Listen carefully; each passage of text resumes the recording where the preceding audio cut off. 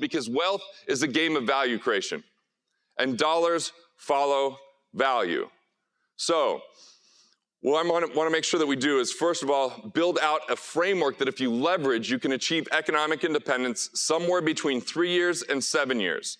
3 years if you're already on a pretty good track, and 7 years if you're addicted to lifestyle and probably have a bunch of money that you need to pay back to someone, all right? So the good news is this isn't some 30-year trajectory where you set money aside and you budget because budgeting sucks, or where you scrimp or save or pinch pennies till you get blisters on your fingers, because that's not the road to wealth. Yet if we read most financial books, that's what they want you to believe. That if you just hand your money over to other financial experts, that one day, someday, compound interest is gonna kick in and then you're gonna have a bunch of money. That hasn't worked.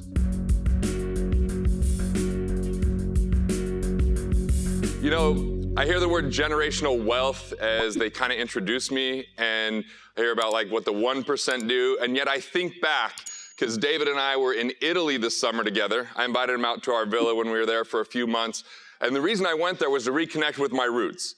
See, my great-grandfather left Italy in 1913, which is an interesting year to choose to leave, because the reason he left is because he was being taxed so heavily by the Italian government and the mob because he lived in San Giovanni. And when he left, he had to leave his wife, who was pregnant with their first child, and then he got on a ship. He had mazzasoli, which is honey bread, so that it wouldn't spoil. Not sure he had enough food to make it all the way to the United States in the name of making a better life and being the catalyst for the legacy that I'm now responsible for in my own family. Once he got here, they didn't even understand him because he didn't speak English, and they changed his name when he went through Ellis Island. So his last name was Iaquinta, now it's Iquinto all of a sudden because he shows up. He gets on a train, he takes that train all the way to a small town in Utah called East Carbon, where he becomes a goat herder, lives in a freaking tent just to save up enough money to hopefully send some home for them to be able to live, and at the same time, hopefully be able to buy a home and then bring them over to live with him again. That was a 7-year process before he saw his daughter, who was almost 7 years old, and before he saw his wife again. And then he became a coal miner. I'm from a coal mining town where my grandfathers and even my father were coal miners. I decided to mine something other than coal. I decided to mine wealth. And what I mean by mining wealth is coal's a pretty dirty energy, but each one of you have your own energy that is very clean, and I call that a soul purpose, S-O-U-L. It's your values, it's your abilities, it's your passion, it's your purpose, it's the best container of who you are. And when I heard the investment panel, even in the world of investing, we can talk about a concept like that. Because in investing, when you heard, hey, if you had $1 million, what would you do with it? And the answer should be different for everyone because they were discussing something called investor DNA. Investor DNA is, what is it when you look at your own core values and your own core competencies and what really drives you, and then focus instead of diversify. See, the ultra wealthy, they're not overly diversified. They might diversify when they have so much wealth, they need to find places to put it, but to get there, it was a game of focus. Andrew Carnegie said he put all of his eggs in one basket and watched it like a hawk. So, see, my great-grandfather didn't have a lot of wealth to manage necessarily, but he did something that was kind of a gift for my family, because I realized the reason he had to leave his family for 7 years, because he didn't understand what I'm going to teach you today. That's why it's so important to me to make sure to get this message out there, because he didn't have the team, he didn't have the insight, because here's the bottom line, and I would write this one down. Hard work with the wrong philosophy still equals bankruptcy, still equals poverty. If hard work equaled wealth, these damn coal miners would be the richest people we know. But when you think coal miners in West Virginia or Price, Utah, we don't think about a lot of wealth. We might think about black lung, you might think about death, you might think about a life, which it really was. So it's really important that we build out the proper framework and that we abolish kind of this, failed financial experiment in the world of retirement planning. Like, first, can we just retire that concept of retirement? Like, that's a bad notion. The icons that we all look up to, that we respect, that we admire, it's not because they retired. They could have retired long ago.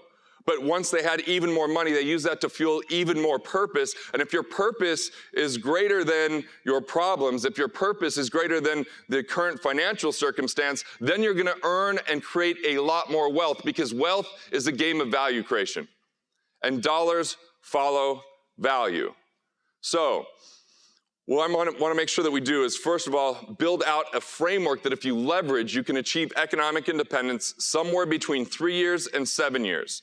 3 years if you're already on a pretty good track, and 7 years if you're addicted to lifestyle and probably have a bunch of money that you need to pay back to someone, all right? So the good news is this isn't some 30-year trajectory where you set money aside and you budget because budgeting sucks, or where you scrimp or save or pinch pennies till you get blisters on your fingers, because that's not the road to wealth. Yet if we read most financial books, that's what they want you to believe. That if you just hand your money over to other financial experts, that one day, someday, compound interest is gonna kick in and then you're gonna have a bunch of money. That hasn't worked. Somewhere between 91% or 98%, depending on which statistics and which studies you look at, show that Americans are not economically independent when they're age 65. And this is what economic independence is. It's when you have enough recurring revenue to cover your basic expenses of life. That recurring revenue can come from one of two main places. One, investment income. I loved hearing the panel talk about cash flow investing. Investing isn't about waiting for 30 years. That's not investing, that's speculating. That's shirking and abdicating responsibility. That's taking on high risk. And anyone that's told you that high risk equals high return is selling you something that's not good for you. If high risk equaled high return, wouldn't we buy lottery tickets and all get really wealthy? But let's face it, lottery tickets are a tax on the poor.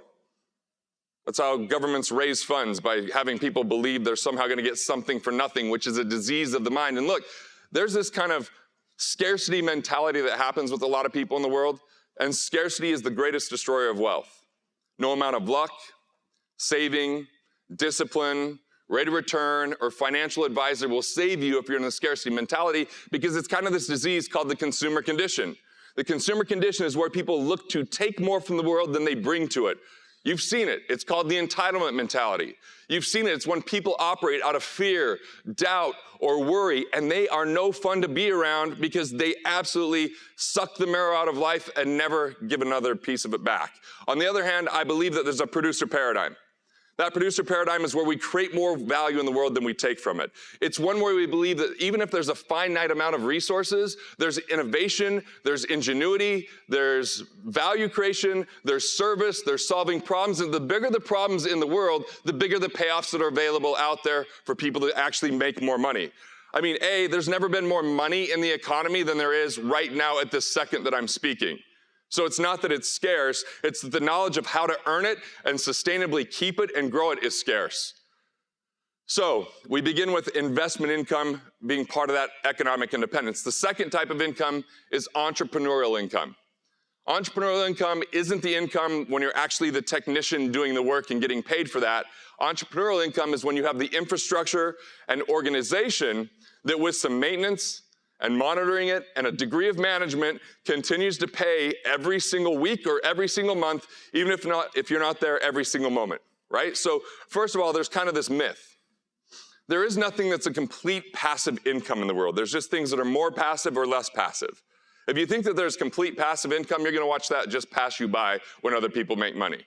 There's maybe short stints of it. There's maybe some money that comes in the mailbox. If you want that to continue for extended periods of time, then it takes some management and some responsibility and stewardship. So economic independence, this is a game changer, because most people are being taught that if they could just save 10% of their income and then put it into some market and try to earn 10% over 30 years, because that's what the stock market has averaged since 2000 BC. Not really, but I mean, that's what they say, right? And averages are all a bunch, it's like a lie. Like if I had two shower heads this morning and I turned one freezing cold and the other one scalding hot and stand in the middle, on average, I'm at a cool temperature, but in reality, I'm miserable as hell, right? So we have to be really careful with averages. I mean, if you earn 10%, or if you lose 10% on $100,000, you're down to $90,000. Then if CNBC, which I got kicked off of, apparently you can't go on CNBC and tell people not to put money in the stock market. They just cut to commercial and then the feed goes dead. And I'm like, hello? Hello? And there was never any email. So I don't know, I'm not gonna, if they watched any video, they might have known who they were getting on. They're like, oh, here's our financial expert, Garrett Gunderson. What should people do right now? I'm like, they should get out. And this was in 2008. I'm like, they should stop investing in the stock market. And then they show the commercial of people frolicking on the beach and drinking Corona while the market goes up, and then it was actually spiraling down at the time. But see, none of that's a sustainable model. This whole notion that compound interest is a miracle, the only miracle of compound interest is that we've bought into it, because the institutions are the ones that have been made rich on compound interest. And I know this may be challenging certain beliefs out there, but let's think about it. How long does it take for compound interest to truly kick in and do something for you? It's a 30-year plan. That's pretty far away. And then I've even heard quotes, and just raise your hand if you've heard this quote, that Einstein said it was the eighth wonder of the world. Anyone heard that?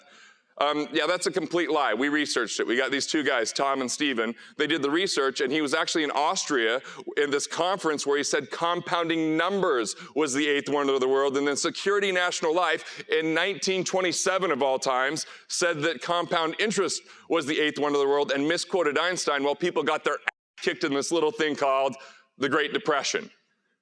Right? So I'm here to make sure that we get past the myths and misinformation, because those are the landmines that absolutely harm and destroy legacy.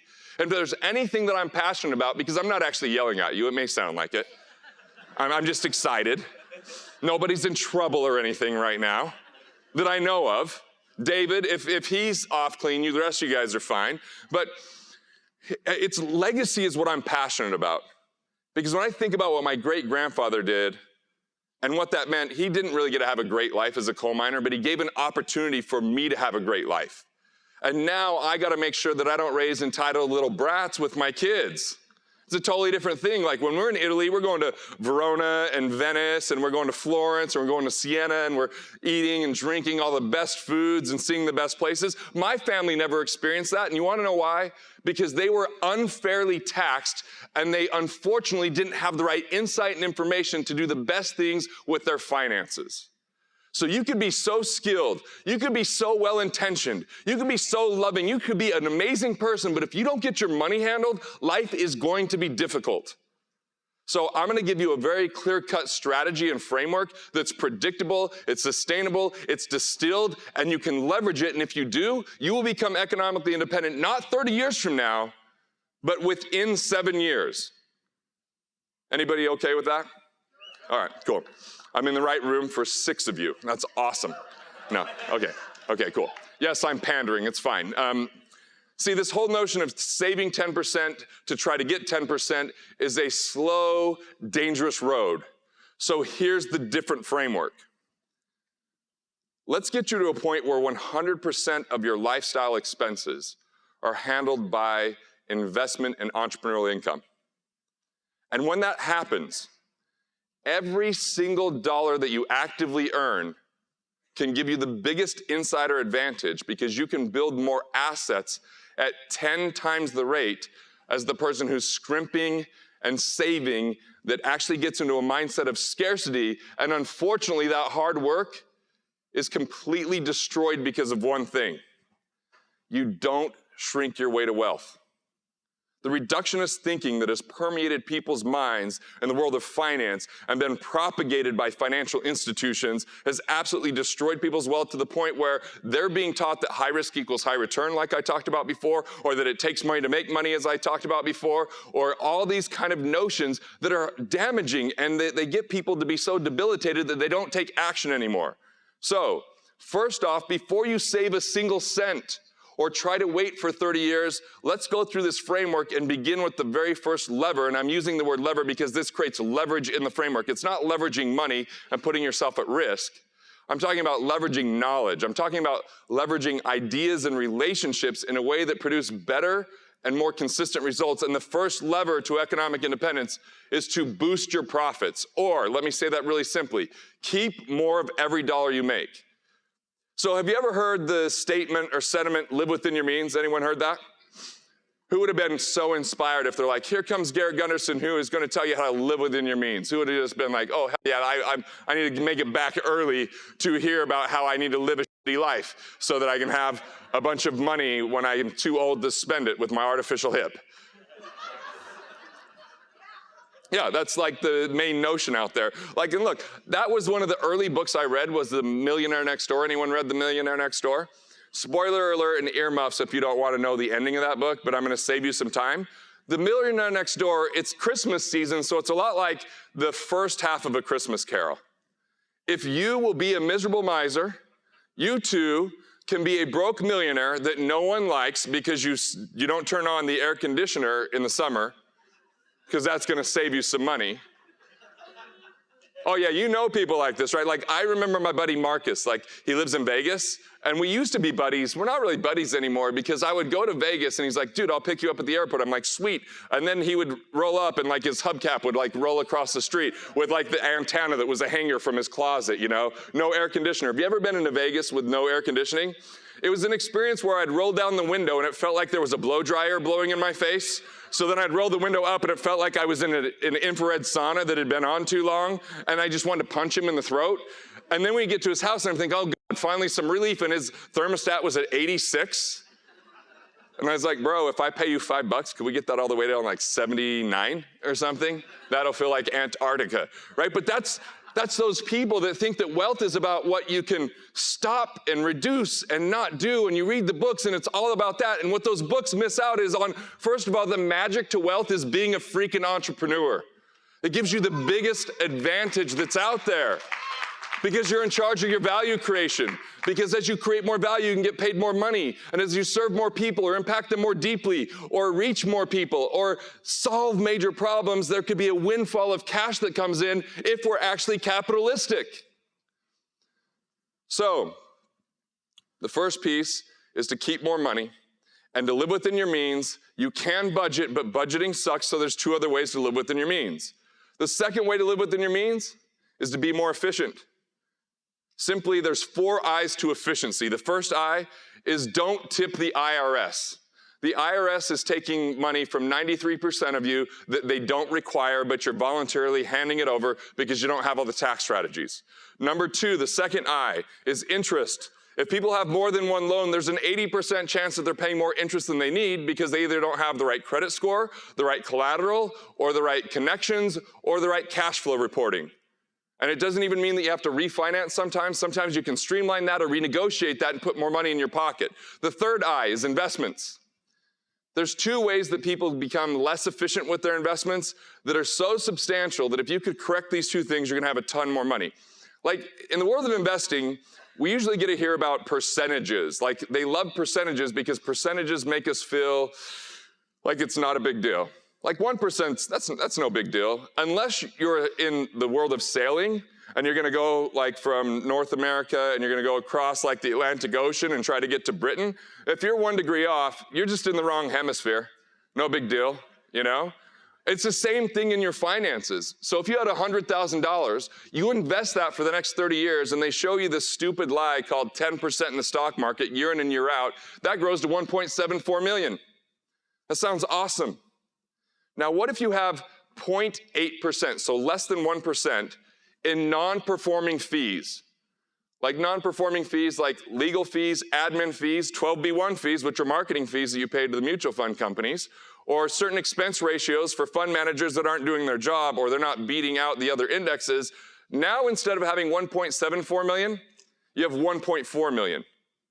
That's a $340,000 cost because of an undetected, unnoticed fee that sounded so small because it was a small percentage, but it's exponential. If compounding interest is a miracle, guess what? Compounding cost miraculously cost you a ton of money. Now, what if you only get 8% because you have this in some kind of retirement plan in addition to being in mutual funds and those kind of investments? Now it only grows to $1 million.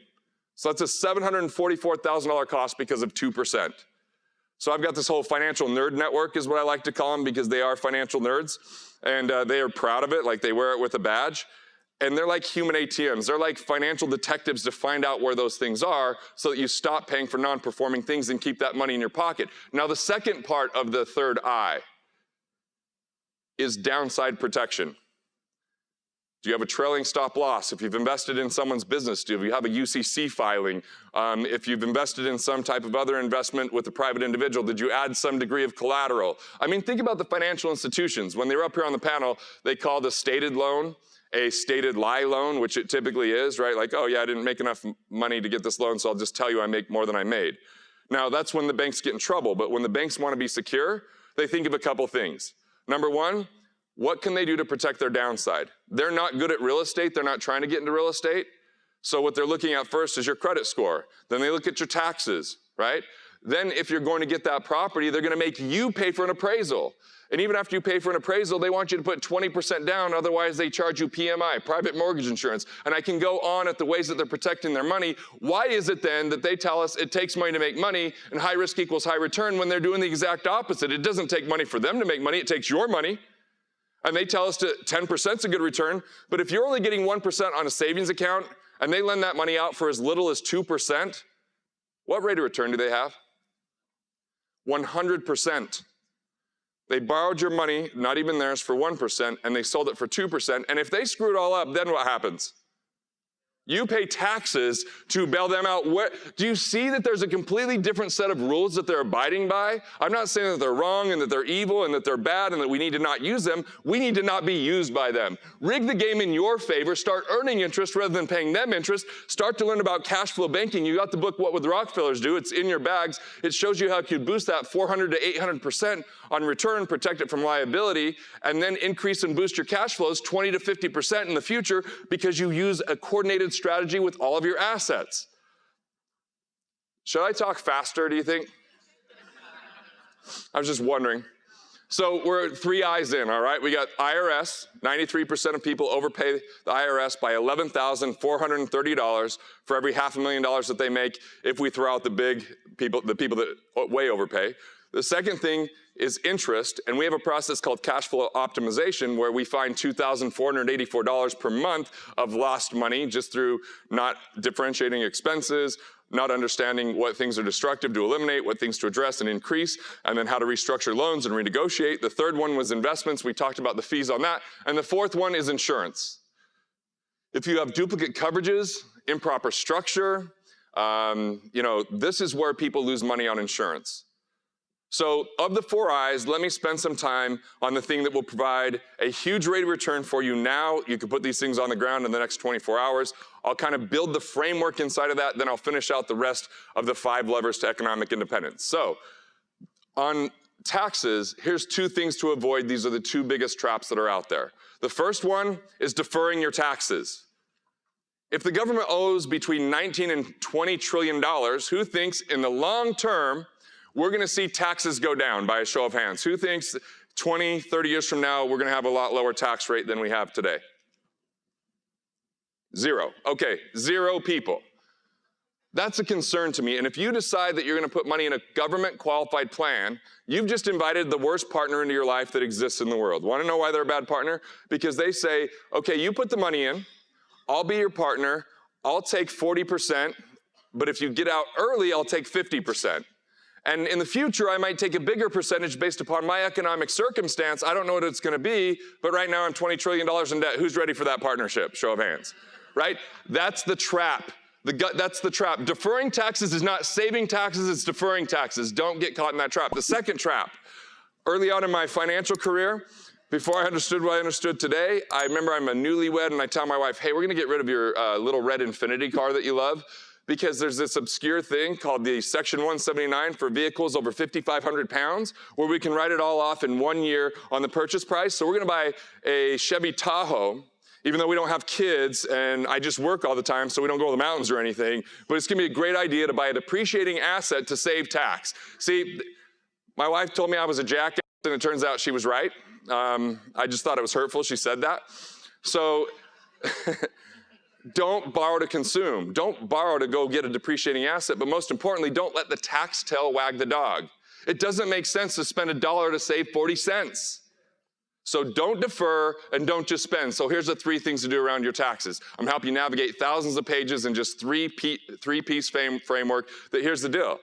If we can save you 10, 20, 30, or a bunch of tax per year, that's the equivalent of scrimping and saving money for decades to create that same amount of cash flow. But let's do that in the next 5 minutes. You guys in? I'm going to go fast. Take down the notes. You've got to have a tax team. The first person on your tax team is a bookkeeper. The second person is a CPA. And here's the deal. It's hard to find the right CPA, but you need someone that is actually a strategist, not a filer. A tax filer doesn't help you. If you're doing multiple millions, you need a tax attorney, and if you own your own commercial building, you need an engineer. There could be up to 4 people on your tax team.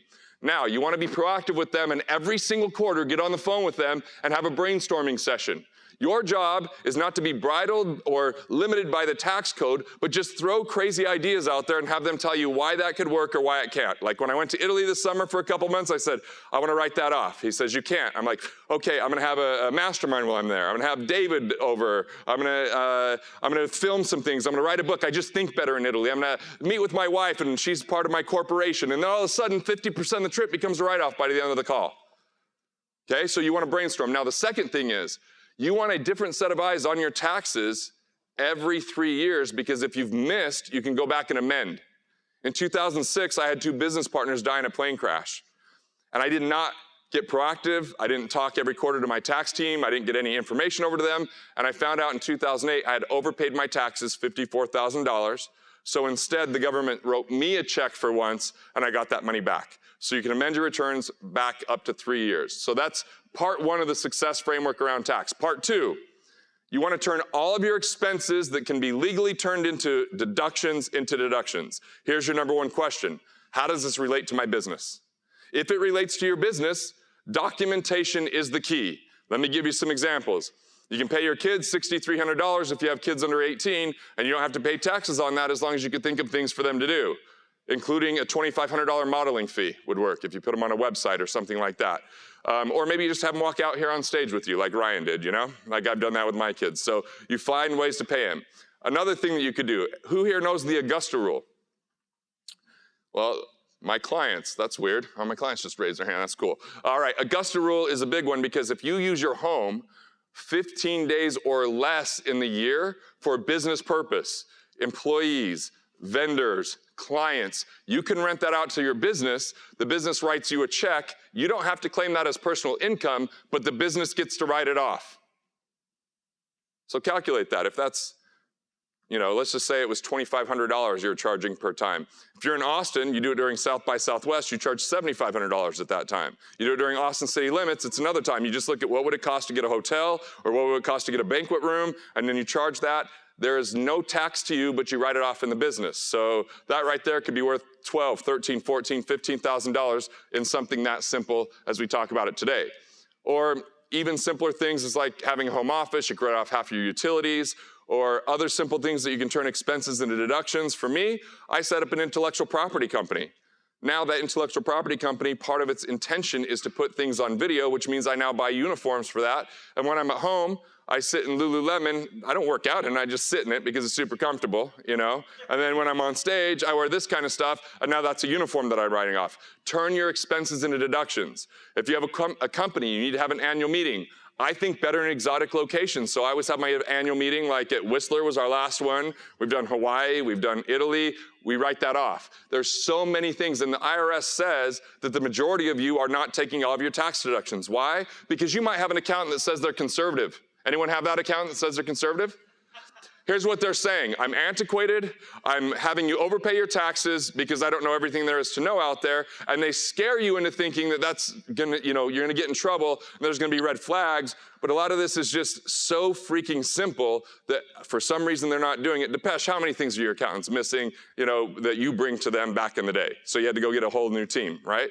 Like it's just how it works. So the third one, and this is where you're gonna save a boatload of money, is to reclassify your income. The way you reclassify your income, turn active income into passive income. That's really powerful. Active income into passive income. How do you do that? If you're not incorporated, you can set up an S corporation and differentiate your income. You take a reasonable salary, which isn't what you're worth, but what you'd hire someone else to do that job. And then you can take the rest in distributions, and distributions don't get hit with self-employment tax. That's 15.3% savings. Even when you max that out, it still saves you 3.2% on Medicare, Medicaid, and it saves you above $250,000 on an additional 3.7%. So somewhere between 3.2 and 15.3% just because of how you paid yourself, even if it was the exact same amount. Or we heard about captive insurance agencies earlier. I have a captive insurance agency personally. I can put money into that pre-tax. If I don't have an insurance claim, when I take that out, it's a capital gain. So I just took ordinary income and turned it into capital gain, which almost cut my taxes in half. That's reclassification of income. Other ways to reclassify your income. Let's say you own real estate, or you have a building that you're a tenant in and you own the building. Charge yourself the highest possible rent, because that's going to come through at a lower tax rate than if you're paying yourself a salary. If you own real estate, that can help you reclassify your income, because you can become a real estate professional, which doesn't mean licensing, it means how much time you spend on it, and you get unlimited deductions with that. There's so many things that you can do in this realm. For example, you can set up a C corporation, and if you have a new startup business or a part of your business that you have like a division, like if you're a doctor and you see patients, but then you want to do supplements, you can put that in a C corporation, and you pay less tax on the first $50,000 in a C corp than you do on an S corp or an LLC. Or another way you reclassify your income. If you're the only owner in an LLC, you're not being as tax efficient as you could. What you do is you put at least a 1% partner in there, even if it's a spouse or something like that. And then you move to Schedule K, it gets taxed as a partnership, and it lowers the taxation on that. So reclassifying income is a major, major way that tons of people can save money. Like if you live in a state, anyone live in a state like California or New York, or where you're just paying a boatload of taxes, but you have clients outside of those states, you could learn about a grantor defective trust called a wing in Wyoming or a ning in Nevada, and avoid state tax on people that are from out of your state that you're serving. Now there's someone in here that loves budgeting. Who is it? It's cool. I'm not going to steal it from you. You get to still budget if you really want. But the rest of us, you never have to budget again if you do this simple thing. Go to your bank, set up a separate account. Call it your wealth capture account. Every time you free up money, every time your business grows and you pay yourself more, just make sure you're automatically paying a portion of that money into that separate account called the wealth capture. That's automatically saving money. Now, most people think they're automatically saving money, but if you're putting it into an investment, that's not saving, that's investing. And I'm in agreement with other people on the panel. Now is the time to start building up a lot of cash, because people that build up a lot of cash are going to be able to take advantage of the change in the economy. The people that are going to get wealthiest in the near term are not the ones that are chasing the stock market returns, but the people that are sitting in cash that when the stock market finally starts going down and everybody else is like, when do I sell and realize that loss? And now they get into scarcity. Now they're just trying to make ends meet, and they probably got really addicted to a better lifestyle than they deserved because it wasn't about value creation, it was about luck. That's when you can pounce and start buying great opportunities. Businesses are going to be on sale for a different level. Opportunities are going to show up. Like when McDonald's grew massively was during a recession, and they started to buy real estate that they couldn't get before the recession. When Apple started to grow massively is when they started to acquire companies during times when everybody else was cash strapped and they were cash heavy. Start to build up that cash, because rookies always stay invested. They invest early, always, and often. They're told to be mindless drones that dollar cost average, that wait for 30 years, that they're in it for the long haul, but instead professionals sit on cash and then they pounce when the opportunity is right. I want you to be a better investor. I want you to use your investor DNA, only invest in things that you know, and try to avoid the greed gland when you feel like you're missing out, because that's about the time everything's going to start happening and turning, because that's when the mass hysteria comes in. Like, have you ever heard of tulip mania? Anyone heard of that? There was a time where tulips were the most expensive commodity in the world because of the hype around tulips. Like, that's some dumb shit. But it happened. So, the third way to live within your means is to expand your means. Expand your means. Yeah, keep more of what you make. That's the first lever. The second lever is to strategically engineer wealth, which means find your economic independence number. What is it? Reverse engineer and say, what's the number one thing you could do today to get there faster? What's the second thing you're going to do? What's your foundation? Do you have that handled? Do you have the right car, home, liability, disability, medical, life insurance, business owner policies, corporate structures, estate plans, and liquidity? That's your foundation. Don't skip that. Because if you skip the foundational piece, you're one incident away from having wealth confiscated from you. And all of us are in store for financial surprises. Yet we can address 90+% of them with proper planning, that if that happens or when something happens, it doesn't have to confiscate your wealth or derail you. See, the Rockefellers understood this. When you read that book, and hopefully you do, because it's not that pretty of a book. Killing Sacred Cows is prettier. My son asked me that. Like, that's a 10-year-old's question. Which book do you think looks nicer, Dad? Killing Sacred Cows? Like, who cares? But yeah. But if it just sits in your bag, it doesn't do any good. If you read it, you'll see that the Rockefellers are on their 6th generation of wealth. Most families that wealthy never make it past the 3rd generation, and the Vanderbilts had more money than the U.S. Treasury, yet 9 years after Cornelius died, they had doubled their net worth and his oldest son died, and then within 54 years, the first Vanderbilts started dying broke because they never addressed protecting their money. They never addressed handling these things that could happen to confiscate the wealth, and the more successful you are, the more you're susceptible to the success tax. The success tax is people want what you have. Or there was times I did so well in real estate that I thought I was really smart, but I just had good timing and I had nothing to do with it. So all of a sudden I thought if one's good, 100's better, right?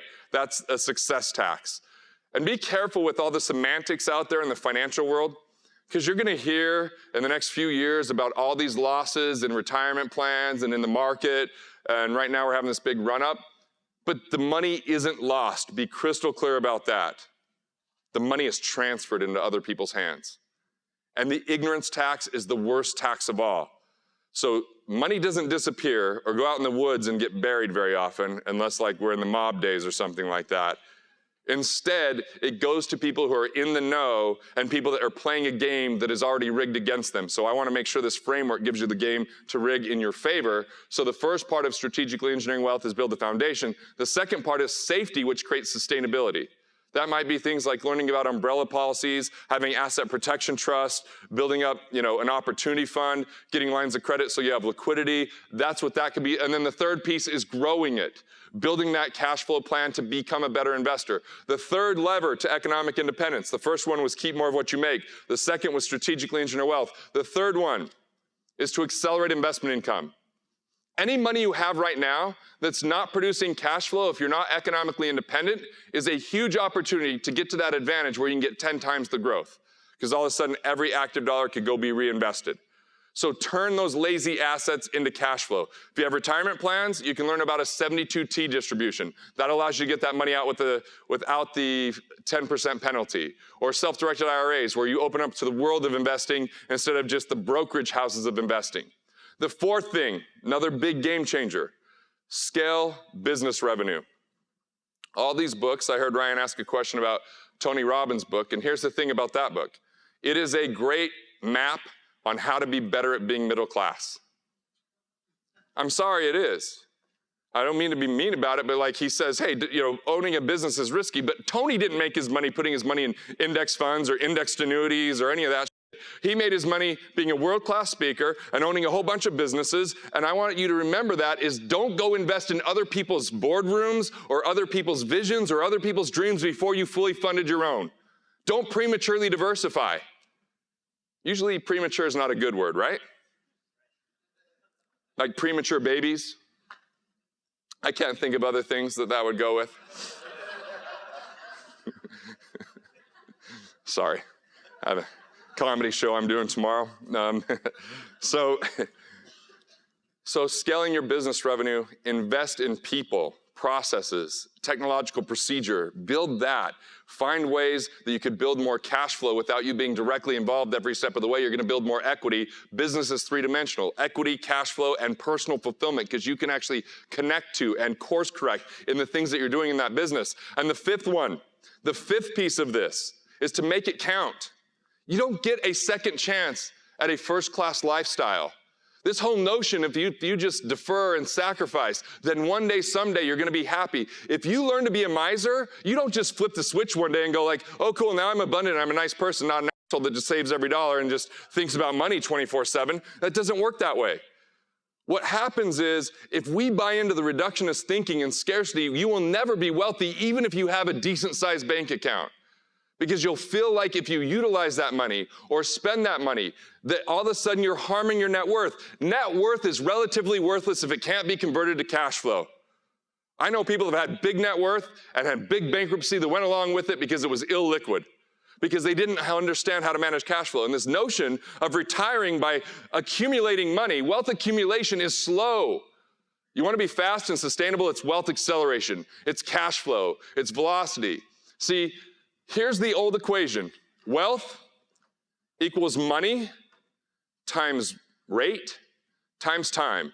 So if you want more wealth, they say add more money. That's stupid. Okay, if I add more money, I'll have more in the future? Maybe. Depends on how bad the investments are that you choose, right? Second, take more risk.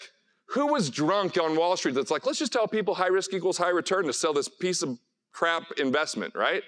And then time, oh yeah, just wait longer. That's great news. And if none of that works, they say move to Ecuador. You know, it's cheap there. You might have dysentery when it's over, but you need to die early. You didn't have enough money. That's a crappy model. Here's the different model. Velocity is the GDP, which is the output of our economy, divided by the money supply. What that means is the more times dollars circulate through goods, services, experiences, the more they circulate, the more wealth that's built. That wealth isn't a finite pie. It's not a zero-sum game. If I give you money, you get to take that money and utilize it again. How often do we utilize that? That's investing. See, when people hear the word expense, they usually think of it negatively, like it's bad or wrong. But your income is someone else's expense. And real investors know this. Sometimes investments show up as an expense on the income statement initially, but assets and income for the long term. The right employee, the right mentor, the right marketing program, the right resources. So keep more of what you make, identify that economic independence number, and start working towards it. Find your existing resources and be more resourceful by turning the cash flow on and getting rid of lazy assets. Scale your business revenue, which means invest in yourself before you go invest in everything else. And then the fifth thing is make it count, which means you have this legacy that you're living. Legacy isn't the amount of money you leave behind, because you die twice in your life. First, when your body dies, and second, when the last person that knew of you or of your name ever whispers it on this earth.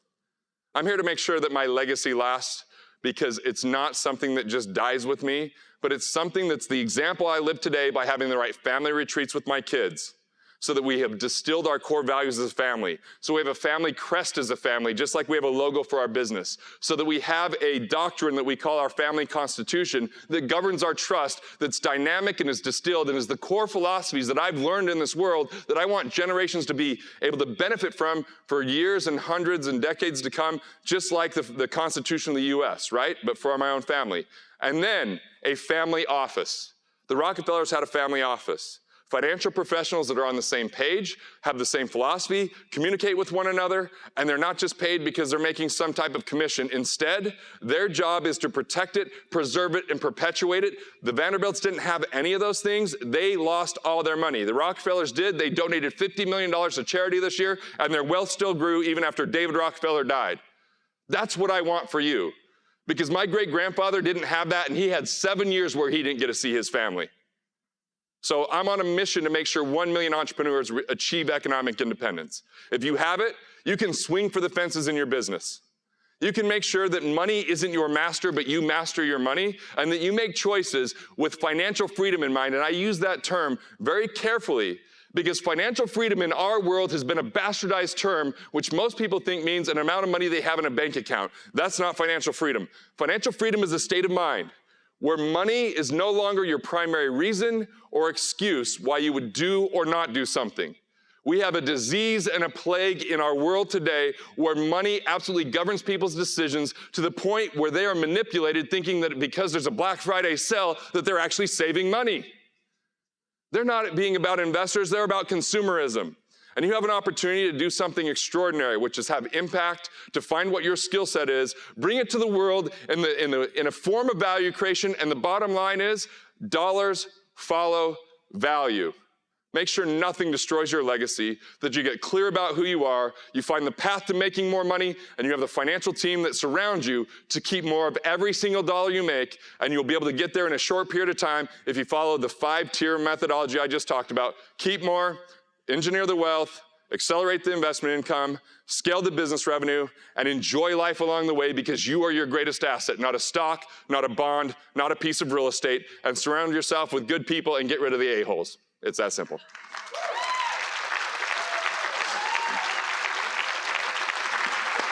Give it up for Garrett Gunderson.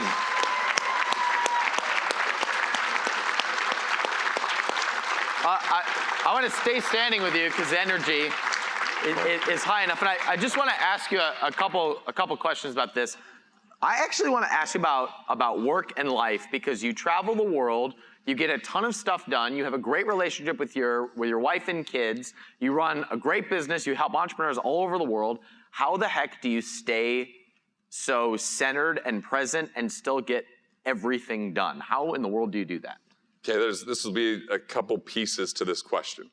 The first one, and I think the first time I ever shared it, we were sharing a stage on a panel at Amazing. And I've gotten even more clear about this, but what I figured out is I have to categorize people into 3 categories. First is people I'm friends with. People I'm friends with, I say yes to their invites, and I invite them to things all the time. People I'm friendly with are the people that don't want to see me succeed. They're too indoctrinated into the consumer condition. They're negative people that aren't thinking about ideas and impact. Instead, they're thinking about complaining and circumstance. So I say no to every one of their invitations, and I never invite them to anything, and it gets a ton of time back into my life. And the third category are buddies. Buddies are people I like, but I'd never do business with. And by not doing business with them, I save a lot of time because I usually end up holding the bag on that. The second thing is business habits and rhythms and personal habits and rhythms. Every day at the end of the day, I look at my calendar, I say, does my calendar reflect the man that I want to be? And what did I do today that someone else could have done unless I absolutely loved what I did? And then I said, rather than being cheap about who I hire, I make sure to pay more and hire the very best people so that I could delegate roles, not tasks. Tasks enslave you. Roles free you up.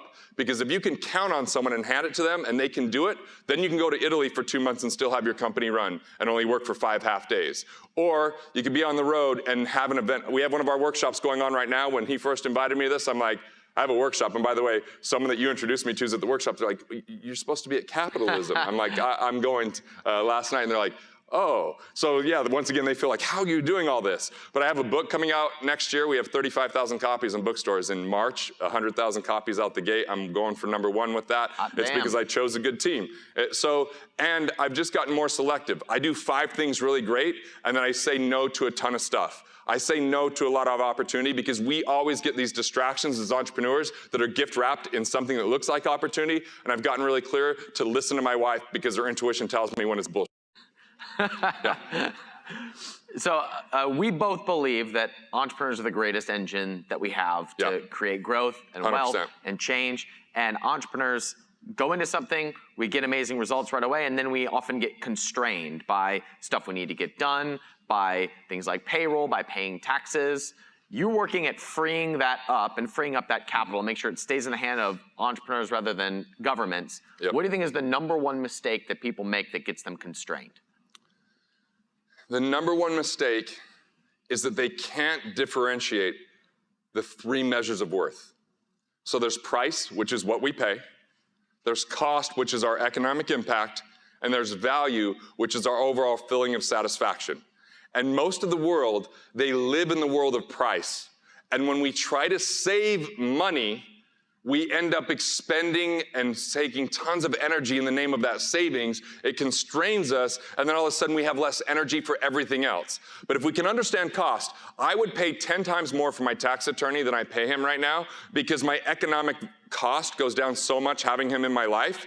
So the value that I have knowing that I'm gonna pay less in tax is I feel good because, dude, my great-grandfather was run out of a country because of tax, and then he got to the US in the year we came out with the US Revenue Act. I'm pissed off about all types of taxes, ignorance tax, success tax, employee tax, because I'm here to make sure that people legally and ethically pay the very minimum so they can put that back in their life. And if you're not willing to invest in yourself and let other people support you, because you have a mentality of if you want it done right, you gotta do it yourself, that is your constraint and you're never gonna get truly wealthy. What are you investing in right now, or what do you see coming? How are you managing your wealth differently, or is it the same path forward in these economic times? A little different. One is I am stuffing every dollar the government will allow me into my overfunded life insurance plan right now because I want massive liquidity. I could pull that money out at any time.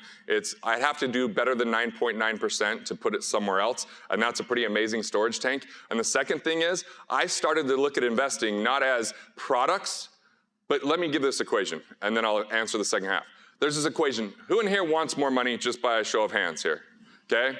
All right, if you don't, earmuff this, okay? So financial capital is a byproduct. It's a byproduct. So if you think you have a money problem, you never have a money problem.